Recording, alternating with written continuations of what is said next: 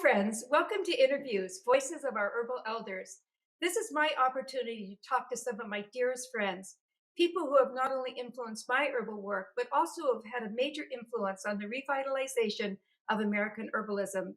Most of us began our herbal work around the same time, in the early 1970s and 80s, when herbalism was still mostly underground, a place where plants actually thrived quite well.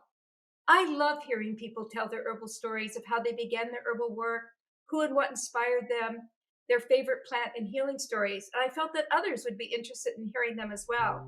In fact, I felt it was important to capture these stories before this generation of elders passed on, as we're all destined to do. I can hear the song of a bird, and I can feel the sky. I know that I'm parts of the earth when I see the sunrise. I am thankful to be here.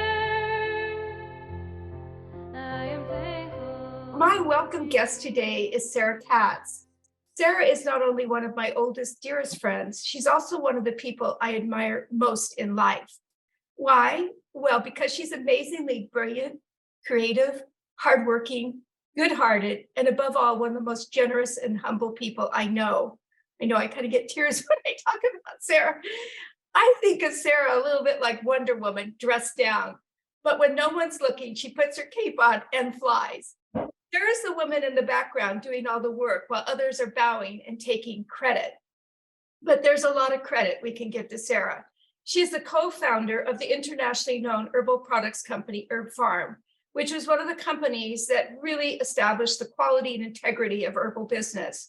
She's a founding member of the American Herbalist Guild, one of our really great associations for herbalists, and she served for 2 decades. Yeah, that's 20 years on the board of United Plant Savers, and 10 of those years she was our mighty president.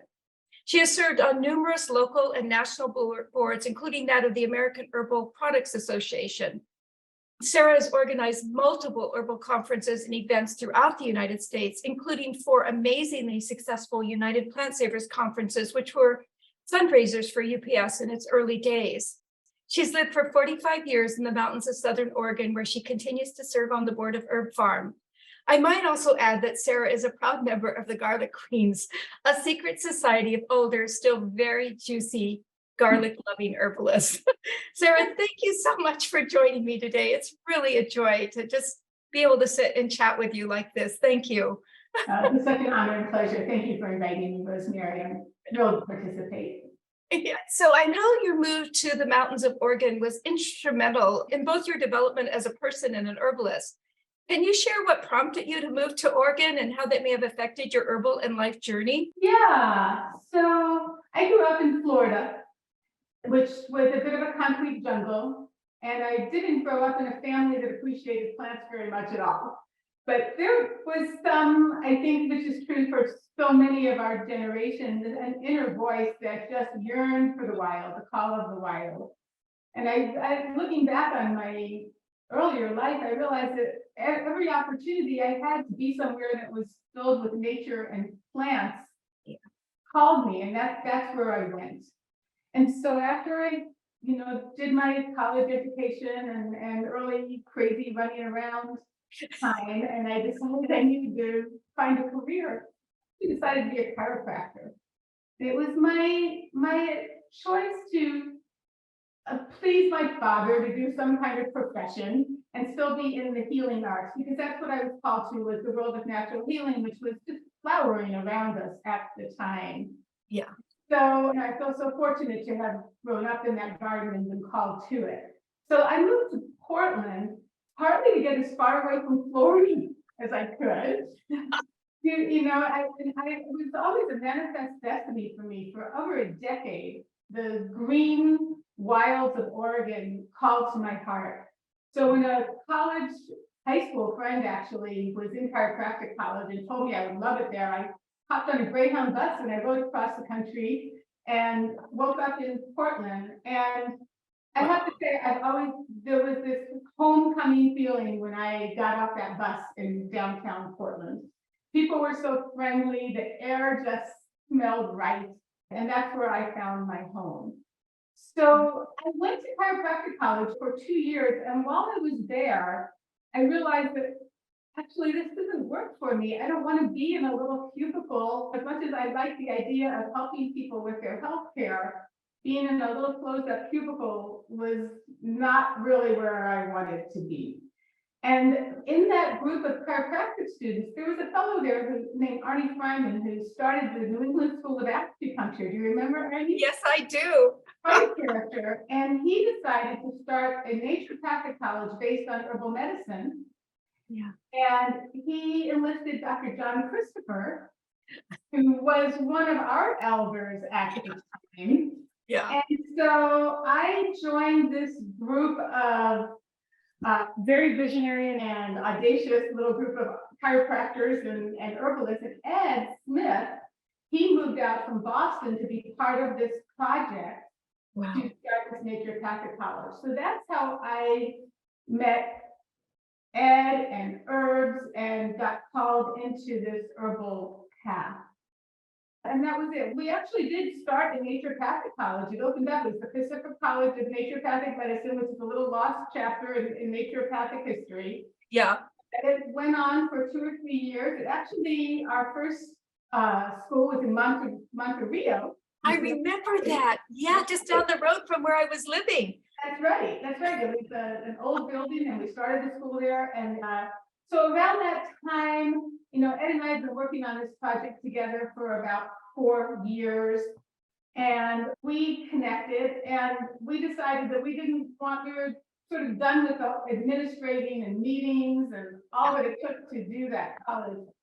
And I was yearning to move to more wild place in Portland.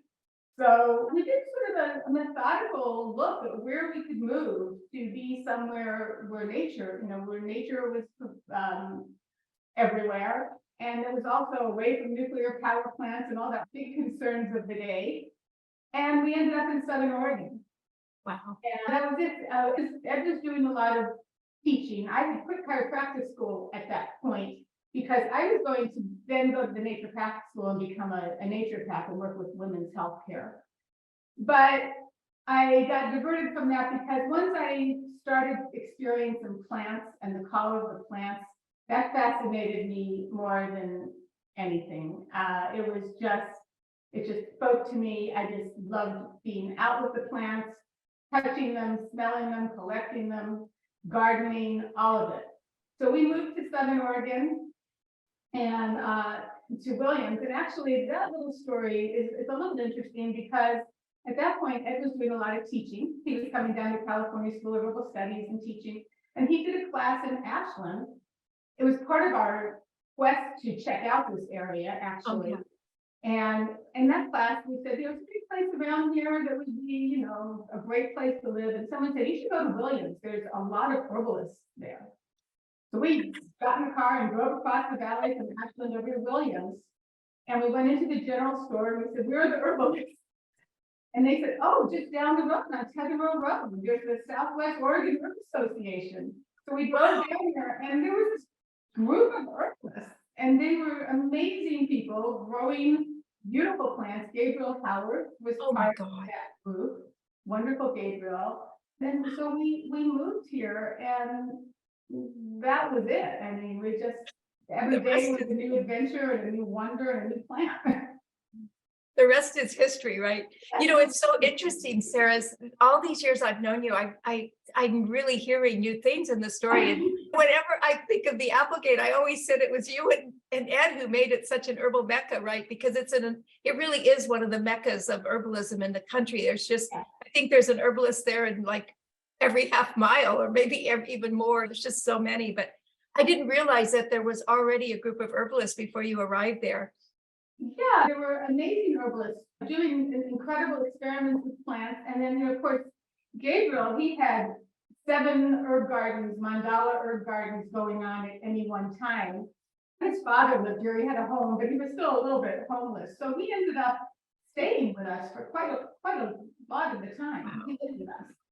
And Ed was traveling a lot. So a lot of times it was me and Gabriel. And we did, I gardened with him. That's where, I learned so much from Gabriel about growing plants and the beauty of plants and the magic of plants. Sara, since we're mentioning Gabriel, and unfortunately I won't be able to interview him because he's one of our elders who have passed on. He was incredibly instrumental in herbalism in this country and in seed saving and so many things, but so many of our listeners will never have heard of him.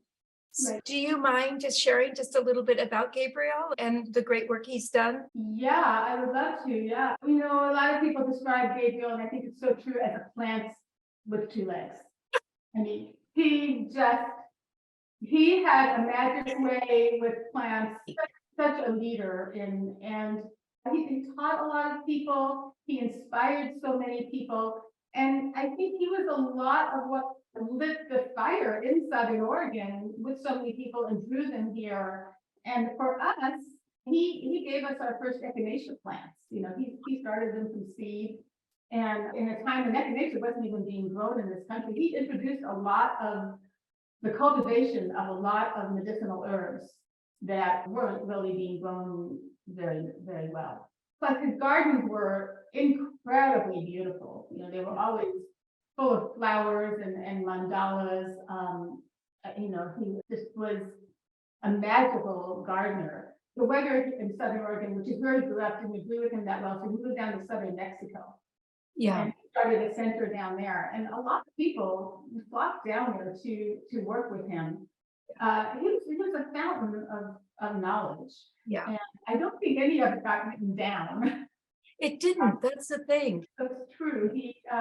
So it is important to remember him in our words, because he was certainly an inspiration to me and to Ed and to so many other herbalists. Yeah, I would say really to thousands of people. He worked on some huge projects with seed saving, and then he went down to New Mexico for a number of years and worked with the native people. They're actually helping them to be able to chronicle their seeds and their traditional heritage plants. And he did some amazing work. So, well, thanks for, I'm so glad you brought him up. It's just wonderful to hear about these people. And anyway, I wanted to get back and just ask you and Ed Smith founded Herb Pharm, I think it was in the late 1970s. And if I recall correctly, at least in my memory, there really weren't any other tincture companies available in this country. And that this was, if not the first, one of the very first. And I would say the thing that really set Herb Pharm out was that from the very beginning, you and Ed were so concerned about the quality and the integrity of doing business. It really just was an incredibly inspiring model that the two of you created. So I just wanted to ask you, what inspired you to start this company and I think I know what inspired you to start it the way that you did with that integrity and concern for quality, because that was something that was important to both of you, but just like starting an herb business, how did you fall into that? We literally did fall into it. Back when we were in Portland, and in the rainy winters, Ed was going down to the naturopathic college, and he would read all the old pharmacopoeias. And he was one of the earlier people to uncover those old pharmacopoeias and all the wonderful herbal recipes. They were just full of herbal recipes. The pharmacopoeias, for those who don't know, it's a government publication that's produced every 10 years that records recipes for all of the medicines that people would use. And up until the early 1900s, that was mostly filled with plants. And then as pharmaceuticals came into play and when those faded out, so those early pharmacopoeias are just full of wonderful herbal recipes. So then when we moved to Southern Oregon, it was really just out of passion and interest that we started concocting, some of these, because when we moved to Southern Oregon, there were all the plants that were, especially Ed was making salve at the time, and he had been teaching about herbs. He'd always been, buying herbs delivered in a truck or in herb stores, but he'd never really been around the live plants.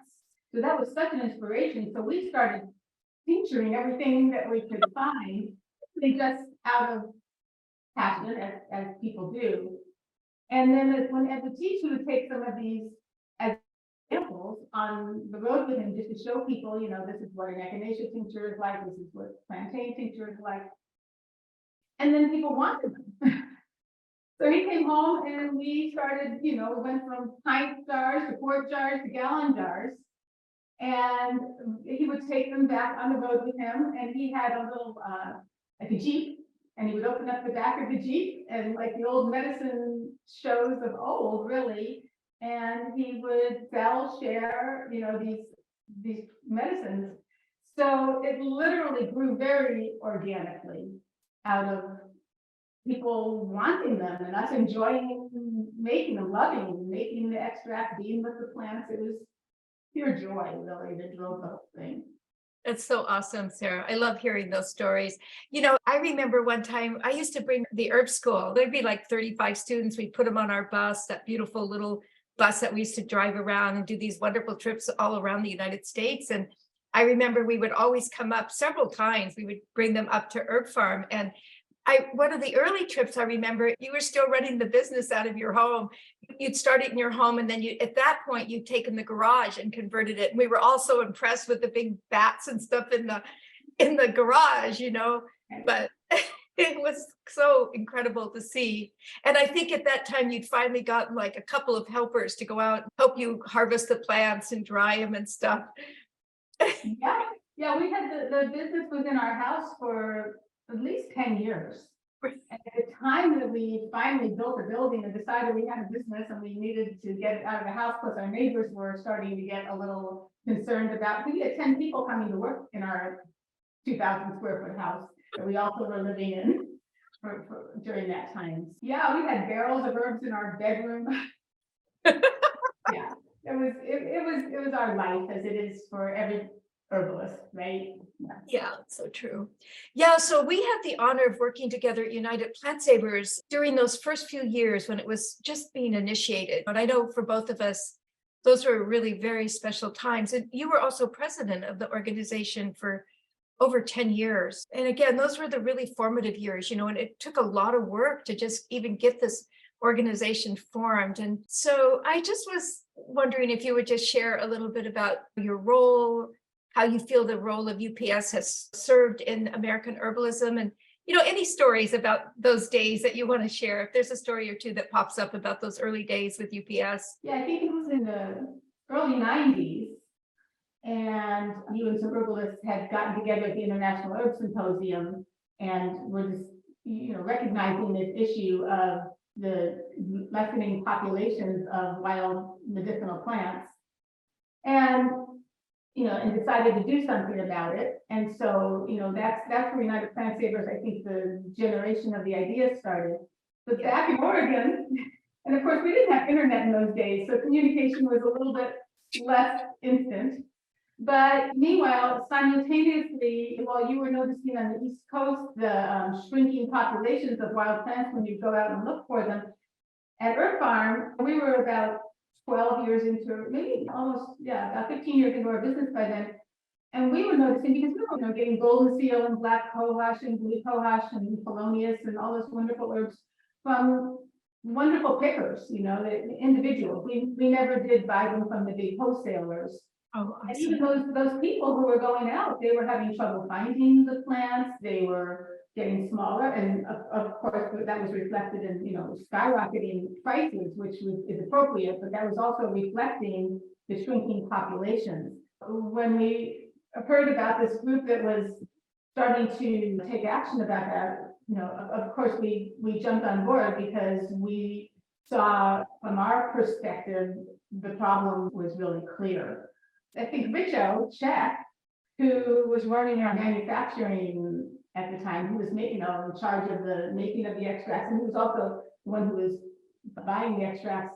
So he joined the board. We sent him to the United Plant Savers board, and he was on there for a few years, and then I joined because Herb Pharm wanted to be part of this effort always. I mean, it spoke so much to the heart of everything that we were doing, and felt like we were close to the center of the issue and wanted to do what we could to help. I think my first meeting was, I went to a meeting in Hawaii. We had the most extraordinary board meetings.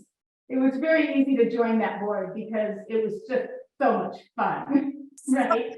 We had board meetings in Hawaii and Mexico and Austin, and, we went all around the United States doing board meetings, and also at the time trying to educate people about what the issue was. And so we would have these conferences. We were working. Yeah, we were working. We had a lot of fun working. But and United Plant Savers, it's incredible to see what's going on with United Plant Savers today. Now we're talking, it's been going on 30 years. Yeah.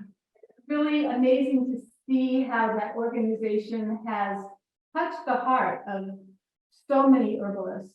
I think United Plant Savers, and I've heard it referred to this way, as being the heart of herbalism. Because I think that what United Plant Savers awoke in people was not only that the herb populations were starting to be threatened, but that the herbs needed us to be taking care of them. And it was our call to, all of us we were as young herbalists, the holy grail was the wild plant. We were, I know, many of us very caught up in the idea that the best medicine was in the wild. And I don't even doubt that might even be true, but it doesn't mean that we can just take from the wild endlessly, especially as herbalism flourished and grew and multiplied every year as it has. It's wonderful that herbalism is in almost every home in the world these days, but that does take its toll on the populations of wild plants. Yeah. So I think that herbalism, that United Plant Savers does speak to that heart of giving back to the plants, and not just the plants taking care of us, but us taking care of them. And yeah, that was just a wonderful calling, and it's still true. And it's being carried on in the most beautiful and flourishing ways, which is what makes you and I both, and many people, so happy to see that mission flourishing and staying current with what today's issues are. Yeah, so true, Sara. I think we have to give a lot of credit to our current executive director. We've had some wonderful executive directors for UPS who have really stepped up. Our first one being Richard Liedman, who's the one who organized all those amazing board meetings all over the United States and Mexico, which I do want to really assure everybody, we had to pay our own way, pay for it all, but it was so worth it because it made us like, we would have so much fun together. So we built a community of the board members, and then we were able to do so much work because of it. And then we had our wonderful Linda Lamole, who brought, when we were having such a hard time, she just was able to bring us all back together. And then the incredible and amazing Susan Leopold, who I want to just really shout out for, because she is just so impassioned by the mission and also just driven. And she has all that young fire that's just in brilliance. Yes. Yeah, Susan's amazing. And I think it's true for Herb Pharm and United Plant Savers and probably every organization that the success is by the people that are called to serve in that organization. And United Plant Savers, with definitely the right people, it's amazing who shows up at the times that are needed. And, Richard absolutely was foundational. Linda was transformational and healing for the organization at the time. And Susan has the vision and fire and passion that's totally taking United Plant Savers to new realms, international realms, being very effective. The forest, growing wild plants in the forest, very instrumental in that whole movement. And the Center for Medicinal Plants, that sanctuary is in Ohio. And I would say to anybody who's listening to this who has not made it to Butland, Ohio, to the United Plant Savers Sanctuary, it'll be a great treat for you to go there. It's one of the most magical herbal meccas on the planet, where it's, the woods there are teeming with golden seal and ginseng and black cohosh, and it's a temple. It is an absolute temple. And Susan has made that very difficult in the world place to get to a destination. Yes. Right? There's all kinds of events and classes happening there, hiking the trails. You can go there and stay in various places now. We have, it's a Amazing. community. We have our own D&D over there. So it's, really great how she has brought that sanctuary to life and made it so available to so many people, because it's such a special place. Thank you, Sarah, so much. I have to say, I think that UPS Sanctuary is a 350-acre farm. I think it's one of our great contributions, our generation's contributions to American herbalism and future herbalism. We actually have established this amazing sanctuary that's for all plant lovers, and it's just amazing. But yeah, I always like to tell the story of how UPS got its name, United Plant Savers. This was even before you joined the board, Sarah. This was in the very, very early days when we were, the first or second meeting when we were trying to find a name. And I just suggested we should call it UPS, we'll plant anywhere.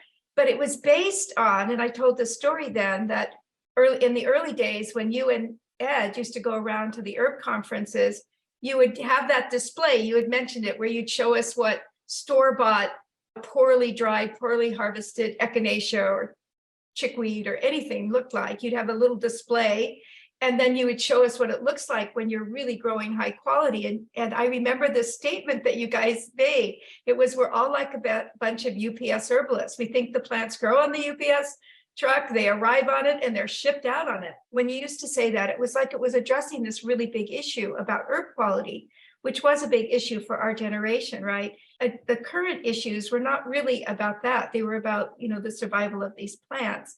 So that was a little bit about how that got its name. And did you know that? It was the quality of herbs back in the 70s that was in the stores. It was a lot of dried out brown material. It wasn't the best. I mean, because herbalism was just waking up from a 40-year sleepy hiatus for having gotten that attention, right? So when we moved to Southern Oregon and started seeing what these plants look like when you collect them fresh and get your hands on herbs. And so I think it was not only the quality part of it that was so different, when you collect herbs yourselves and grow them yourselves and dry them correctly. And then there's also the part about it, getting your hands on the herbs, and not just going into the herb store and buying them, and not just, ordering them through the mail, UPS or whatever, but actually getting your hands on the plants and having that firsthand experience of touching live plants and working with the plants. So I think that that's another side of that topic. Yeah, I always thought that was really sweet that you credited us with inspiring that name. I'm glad we have a little P to distinguish United Plant Savers from the other one. They couldn't be more different organizations, but I think United Plant Savers has made its name in its own right, and its own UPS for sure.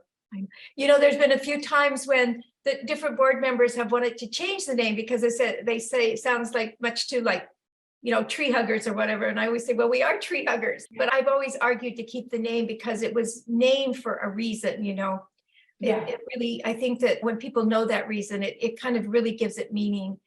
So I wanted to also talk, you've been very involved in another organization called APA, or the American Products Association. And it also plays an incredibly important role in American herbs and our products, but a lot of people don't really know about it. So I was just hoping that, because I think you served on its board of directors as well, right? For a number of years. I did. Yeah, the American Herb Products Association is a very important organization to all herbalists, whether they know it or not, because it's really due to the amazing work of the American Herb Products Association that we still have access to a lot of the herbs that we do. That organization is all these plant-loving people who are willing to go head to toe with FDA, talk to them in their language about, and also with their own language, and about the issues and how important that herbs are to people. And it was back in 94 when DSHEA, the Dietary Supplement Health and Education Act, passed. And APA, which is, it was instrumental. I mean, they were the ones that drove that law through. And at the time, there was a campaign to the populace, letting people know that, the FDA is threatening to make many or all herbs unavailable to people. Unavailable, yeah.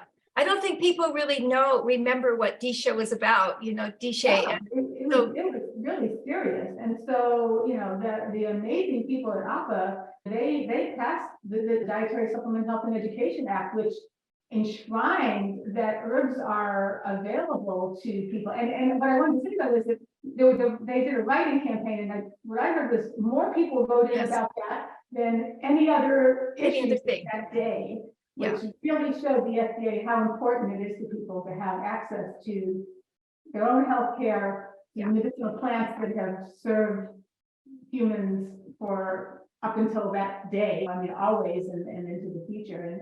And in many places in the world, their primary source of medicine. I think that for small companies, Alpha represents small companies. There are a lot of owners or representatives from very small companies that are on the Alpha board. They've always made a point of making a space and having, not just one small herb company, but having a good percentage of that voice represented. So it's a very important organization of very dedicated, hardworking, smart people.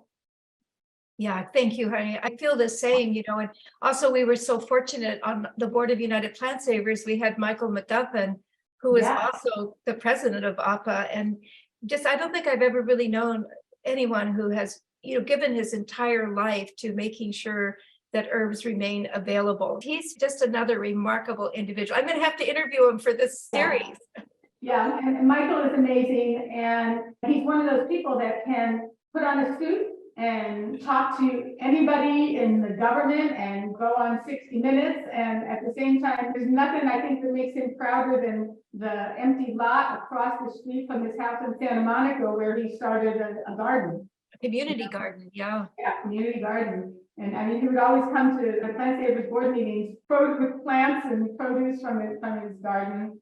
And he's still on the United Plant Savers board, which I think is really wonderful. I think it's wonderful he's the president of APA. And I think that him having that sense of what's going on in the United Plant Savers and bringing that to APA, and also having the awareness of what's going on in the government and regulatory side of things, and being able to bring that to United Plant Savers. So he's an amazing liaison who wears many hats and wears them extremely well.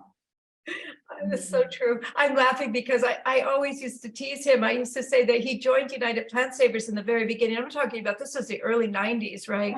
Because he was really worried about what the organization was intent on doing with the industry, right? But the only way, it was interesting, like working with a group of people, because it really helped to also broaden the way I thought, because I wasn't looking at, we have to really involve the herbal industry, it's very essential that we get their support and work with them in order to make the mission of UPS successful, right? Because it was all those, and Michael knew that right from the beginning. In order for UPS to really make a difference with what was going on with the overharvesting, the companies had to be engaged and they had to understand, and also UPS had to understand what was going on with the herb business. So he served a very pivotal role, I think, for both APA and then also for United Plant Savers. So yeah, shout out for Michael McGuffin. Again, he's another person, works kind of quietly behind the scenes, but yeah, incredible. Yeah. So I want to talk about the plants a little bit and just ask if you have a story to tell about, I don't know, about a moment in your life when you felt like you had a real aha moment with the plants, or, I know for many of us that was, like you mentioned this early on, it was a calling. And for some of us, we feel like they actually saved our lives, both maybe sometimes physically or metaphorically. But if you just have one of those stories to share, I'd love to hear it. Well, I do. Of course I do. All of us do, right? I mean, that's part of what got us hooked in. I think, one of the earliest herbal amazing healing moments I remember was when I was in Portland and I was riding my bicycle and I had an accident and I went off the curb and my brake came loose and like a pendulum came out and hit me in the eye. And I got knocked out and, just big black eye. My eye was okay, but somebody gave me some homeopathic arnica. And it was amazing. I mean, I think that was probably my first really amazing, or because by the next morning, my eye was completely different. It was so amazing. And and then later on, when we moved to Southern Oregon, and a more in-depth herbal healing, I ended up with PID, pelvic inflammatory disease. Oh, I remember. Which was really quite serious. I was in the hospital in Grants Pass, and they wanted to do a hysterectomy. And I was, in my 20s, and that was horrible. And so I didn't, I said no. And they made me sign a waiver because I had an abscess. I had a big abscess on my ovary, and that could burst. And had I been smarter then, as if I knew as much then as I did now, I would realize that was, I could have, if it burst, I would have had septicemia, which could have been very serious. And we lived, 45 minutes from town. But I didn't know to be worried about that. So we checked myself out and we went home. And I was on a program for a couple of months of lots of herbs, lots of echinacea. I was doing sit baths, a lot of nature cure, so many herbal remedies. I was doing castor oil packs, religiously rubbing various, herbs on, taking so many herbs internally. And I would go back to the gynecologist every week or so. He wanted to check on me to make sure I was okay. And after a couple of months, and he's feeling around. And he said, well, I think you saved yourself an operation. Wow. Yeah. And I think what I learned from that was that when you're dealing with something serious, to throw everything that you can think of at it. Everything good, right? Using herbs, using every bit of nature cure that you can think of. I got some water that Rinpoche had blessed, and I drank that. I don't know that any one herb or any one thing that I did was what really. I think it's a combination, and that's what I always say to people is do everything good that you can think of, because it's additive, it's cumulative. I would also say that every time I've had any kind of health problem, the herbs have always taken care of it. It's sort of been amazing. I remember once just having the most awful earache and putting some St. John's wort mullein oil in my ear, and the instant relief was miraculous. It's miraculous, isn't it? Yeah. So, it wasn't any stretch to understand that herbs work and how herbs work, and I think so many of us were pulled in by our own health concerns and issues, and thank goodness that we had them, that, that they led us down this path that's been so rewarding for our own health and healing, and keeping us off of pharmaceuticals, and then drawing us into this bigger world of helping other people and growing the understanding of the amazing magic of herbal medicine. Boy, that's incredible. Sarah, when you were talking right then, I was just thinking, oh my God, you and Ed must have gotten just unbelievable amounts of letters and emails and stories from people who have used the thousands of herbal products that you put out there in the world. I mean, you must have did you ever keep any of those stories? I mean, it must be just an amazing amount of testimonials for the plants and how well they've worked. Yeah, certainly all anything that was written, we've archived for sure. And yeah, it's been a great feeling to hear from people about their successes using herbal medicine. We keep learning from other people's experiences too. There's no end game in the herb world, right? There's no there where you finally got it. There's always more to learn. There's always more plants to learn about. Although I have to say my favorites have always been the local plants around us. But yeah, people have had amazing experiences with herbs, and we love hearing about them. It's been, for a long time, I answered the phone when they would call and ask about herb products. Back in the day, you actually could tell people. Oh, yeah. Call and you could say, oh, I know what you should do for that. And so definitely spoke to a lot of people who were using our products, heard their stories and using other products. You know, you were mentioning that some of your favorite plants, of course, the things that grow locally. Do you have any particular plant allies or special plants that always show up for you? Well, yes. The plant that probably comes to my mind when you ask that question most brightly is Hypericum, St. Oh, John's wort. nice. I'm a multi-herbal lover for sure, and I love them all. But St. John's wort has spoken to me for a long time and in many ways. First of all, it grows abundantly in Southern Oregon. Yeah. I mean, so much so that they introduced a beetle to help to wipe it out. So now when we go to collect it, we have to raise the beetles for the flowers. But I collected millions and millions of St. John's wort flowers. I loved harvesting St. John's wort. It grew in the mountains. It grew in meadows. I loved picking those flowers and seeing that red inside that would come out and you know just be so magical.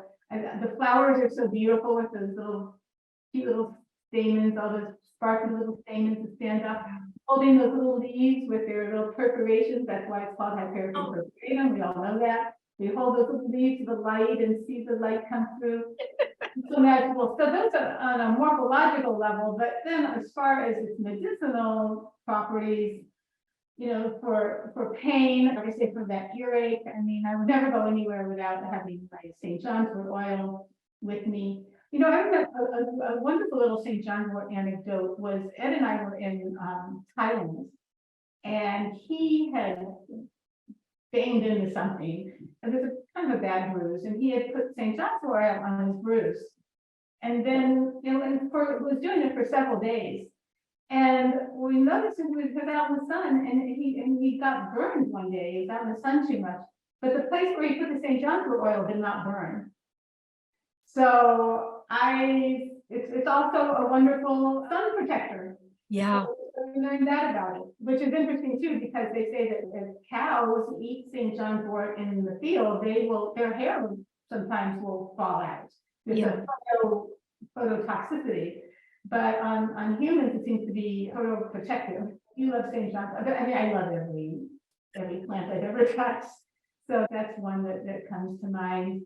Mullein, again, you know, I would, you know, pick so many of those little mullein flowers. I mean, when you spend so much time, when you collect plants and you spend so much time intimately, you know, just into them and, you know, collecting what they're giving you and then using those plants, you know, for soothing, whether it's being for intestines or sore throat or ears. I mean, mullein it's so soft. The leaves are soft. We all joke about it being, you know, one of the great wild toilet papers, and it is. Can be a little itchy if you leave it on there too long.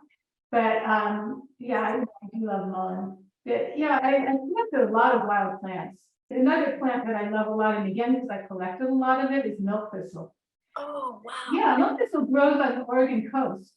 And I would go out there. I remember I used to go out with groups of kids, and we'd go out there and just drive along the Oregon coast, those beautiful bluffs, or find these fields, you know, farmers' fields that were covered in milk thistle, and knock on the door and say, "Would you mind if we would, you know, pick the milk thistle?" And they'd be like, "Go ahead, please do. You know, it's an obnoxious weed. You know, take it off." Yeah. And I used to love to toast milk thistle seeds and munch on them. You know, besides being good for your liver, they were also really tasty. So we would toast milk thistle seeds and add them to a lot. Usually when people have to harvest milk thistle, they don't love it, you know, just because it's like one of the hardest things. The seeds are so hard to harvest. Well, you know, for some reason, I always loved it. And I love collecting nettles also, which is another one of my completely favorite herbs. I mean, in the wild, you know, we grow nettles now. We grow so many of these herbs now. But I used to love collecting nettles with my bare hands and feeling that tingly feeling. It felt so healing. I mean, it was a little annoying, but mostly something told me it was really good for me. So do it. And today I still love collecting blackberries and just diving into those blackberry bushes. So I don't mind being crippled, I guess is what it is. Yeah, especially when you get such yummies from it. I love listening to you talk about the plants, Sarah. You actually, when all herbalists, they get kind of this crooning sound in their voice, and you feel all this love coming out of them. Like every time you mention this a plant, it's like you're telling a love story. It's really beautiful to hear it. So, I wanted to ask you if there's one or two teachers actually, like, any of the elders or any of the teachers or a person that really influenced your herbal work that you wouldn't mind just sharing about, telling a story. I've already mentioned Gabriel, and it's worth mentioning again because I would say, I give him a lot of credit for turning me on to the spirit in the plants. Oh, wow. Is very connected to plant spirit, and also gardening and getting my hands in the ground and learning how to caress seeds and plants. And of course, Ed Smith. Oh. He was, he had a way of speaking about how, he's still with us, speaking about how plants work in the body, in his, the actual metabolic actions that plants have. That, maybe because I had been in chiropractic school and I was well versed in anatomy and physiology, and so when he would speak about those plant actions in the body, that spoke deeply to me. I understood that, and excited me a lot. And another, a lot of people, they're elders today, they weren't elders then, right? But another person who was a contemporary at the time, an elder now, is Christopher Hobbs. We spent a lot of time together. I spent a lot of time with Christopher in the mountains botanizing. Yeah. And I'm so grateful for all of the botanizing that I learned. It made me pay attention to plants I didn't know. Yeah. And that was really a great gift. Besides them, knowing how to identify the plants that I wanted to know, but also discovering new plants, and discovering just the teeny little plants that often were so easy to overlook, but to stop and who are you? And get out my little microscope, and I would hike with this big heavy Hitchcock, this big heavy hardbound, floras that went into great detail. But I really appreciated all of the botany and medicinal use. Christopher's a great herbalist and well understands how herbs are used and acupuncture and so many things. But so those were, and you, of course, going to all of the events that you were putting on inspired so much love and understanding, and also I think I would credit with you helping me to really appreciate the simple backyard plants that are around us. You've always really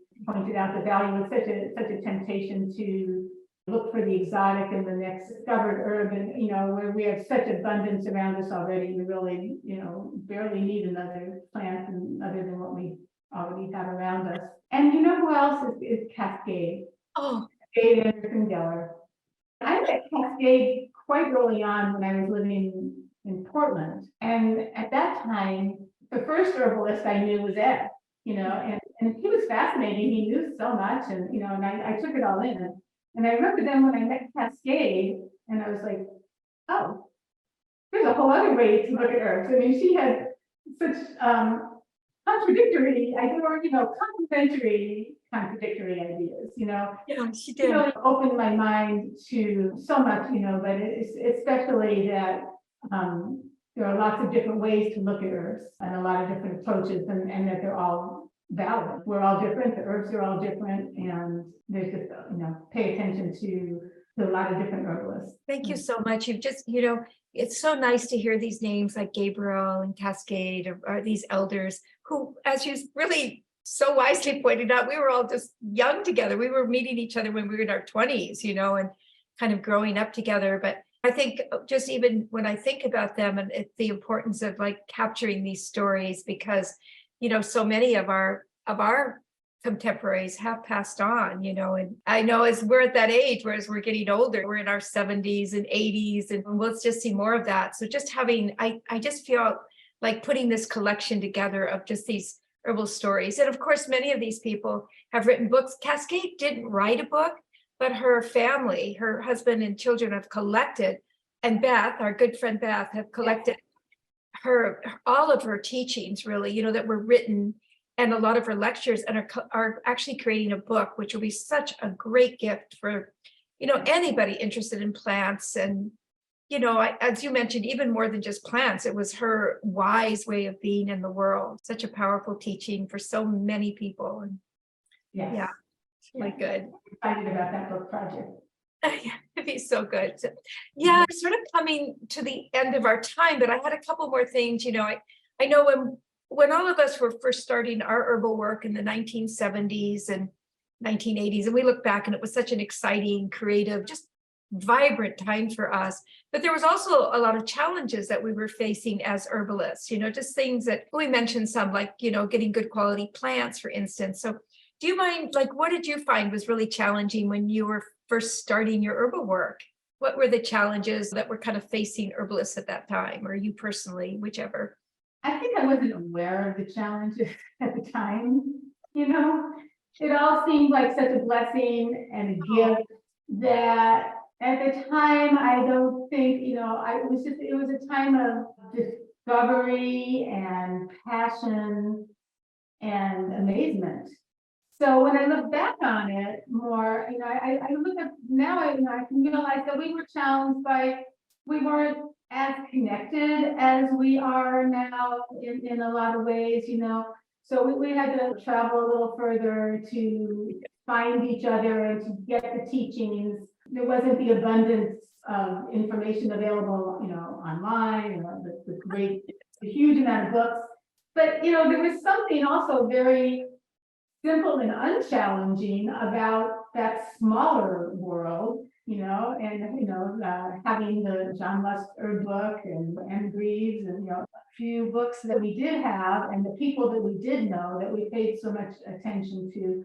Yeah. So I really don't look back at any of it as being all that challenging. For me, the bigger challenge became, as the business grew, it became more business than it did herbal. Oh, yeah. And then it really wasn't my area, it really wasn't where I showed up for it the best that I could, but the people that showed up to take over from there, who I learned so much from, made me realize how challenged I was in what I was trying to do. But I think that, and maybe it's just my outlook on life in general, I don't know, but I think I see opportunities more than I see challenge. That's so beautiful. That's a gift.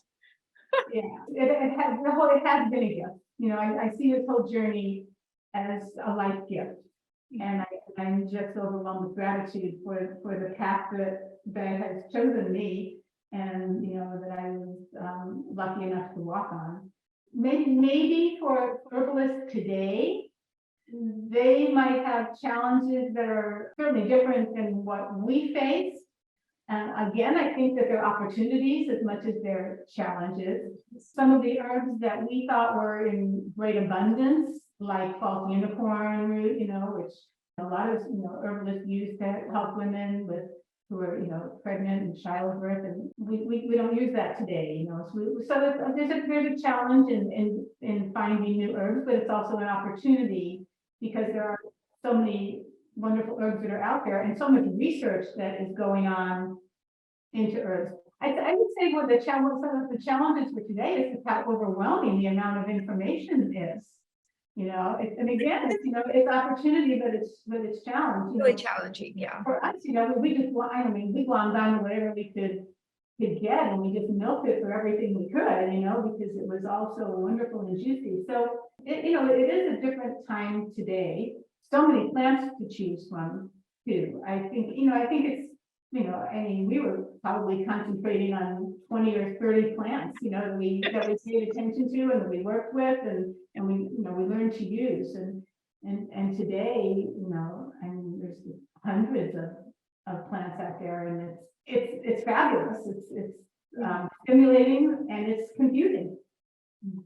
Could be.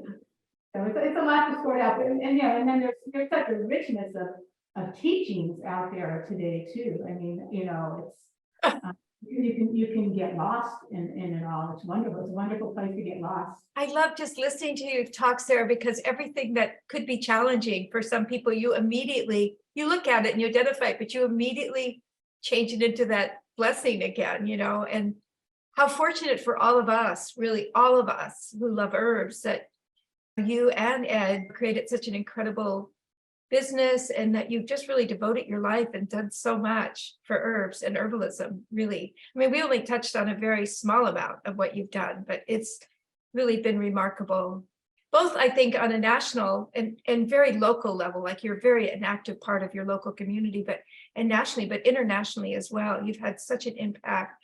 So, honey, what do you think has been, I guess I could ask this two ways, what do you feel your greatest contribution is? But more, I think I want to ask you, what of all the things that you've done in the herbal world, what has brought you the most joy?